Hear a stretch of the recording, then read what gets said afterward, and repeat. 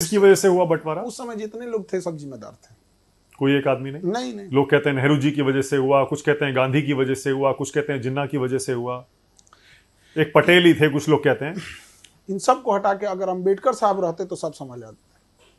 सबसे बड़ी मिसिंग होती है, लोग अंबेडकर साहब को आज़ादी के टाइम अंडर एस्टिमेट कर देते हैं। जिसने संविधान लिखा है, जिस संविधान की आप शपथ लेते हैं, उस संविधान के निर्माता को आप पूछते तक नहीं है। संविधान जब देश बनता है तो हम ये पढ़ते हैं, आप तो पैरवी करते हैं सरदार पटेल को होना चाहिए, आप एक आदमी पैरवी करता है जवाहरलाल नेहरू को होना चाहिए। हम ये पूछते हैं क्या इन दोनों से योग्य अंबेडकर साहब नहीं थे?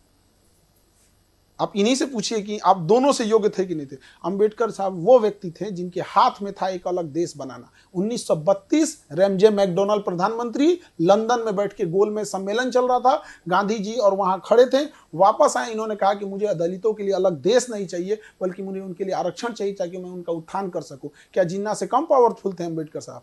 नहीं, उनकी देशभक्ति पे सवाल उठा देते हैं सब। अगर वो चाहते तो वो जैसे जिन्ना ने बनाया था बना सकते थे। सबसे योग्य कोई व्यक्ति था उस समय तो अंबेडकर साहब, जिसकी कोई चर्चा नहीं। उन्हीं को प्रधानमंत्री बनना बिल्कुल होना चाहिए, तो सब लोग एक्सेप्ट कर लेते, इवन जिन्ना भी एक्सेप्ट कर लेता, इधर इंडिया भी एक्सेप्ट कर लेता। लेकिन अपना पर्सनल ईगो में वो एक इंसान छोटी जाति से आता, वहां भी दिखा दिया लोग।